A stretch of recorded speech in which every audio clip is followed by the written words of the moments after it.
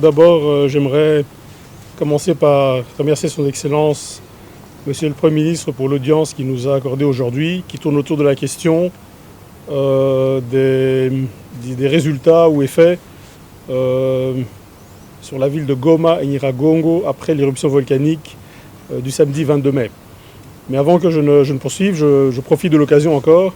pour transmettre, en tout cas au nom des élus qui sont ici, nos messages de compassion à toutes les populations qui ont non seulement perdu des membres de leur famille, mais aussi qui ont perdu des biens. Alors, la réunion d'aujourd'hui concernait le plaidoyer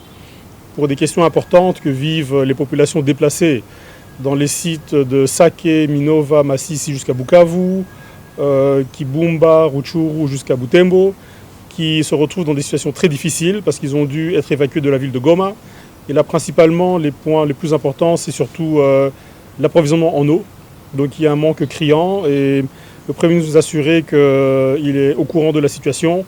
et que les mesures sont prises pour pouvoir, bien sûr, faciliter l'accès à l'eau et le rétablissement des structures d'approvisionnement d'eau dans la ville de Goma. Et pour ces populations déplacées, c'est l'approvisionnement en eau. Les autres questions importantes, c'est bien sûr concernant la nourriture en vivres et non-vivres pour toujours ces populations déplacées. Nous, les élus, avons constaté que depuis que cette crise a commencé, il y a eu un élan de solidarité nationale qu'on a constaté de nos compatriotes, aussi bien à l'étranger, en Europe qu'ici au pays, qui se mobilisent pour justement venir en aide à nos frères et sœurs qui sont là-bas, à Goma, dans le Nord Kivu, déplacés à la suite de l'éruption. Donc on aimerait féliciter en tout cas cette solidarité nationale, tout en rappelant à tout le monde qu'il y a vraiment urgence et que les efforts doivent continuer pour s'assurer que ces populations meurtries reçoivent de l'aide